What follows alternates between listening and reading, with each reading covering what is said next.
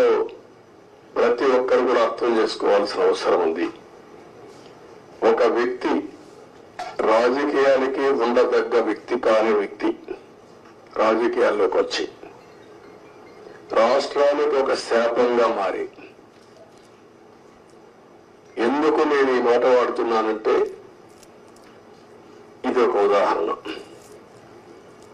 Polavaram case study ఇలాంటి చాలా జరిగాయి.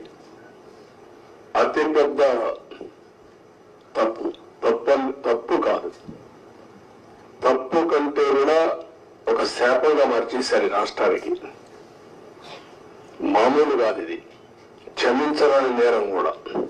ఒక చిన్న తప్పు చేసేదో అనుకుంటాం, అలాంటి పెద్ద ఇది చేసి డయాఫామ్ వాల్ ఇక్కడుండే ప్రెస్ లో మీరు చాలా మంది ఉంటారు. నేను దగ్గర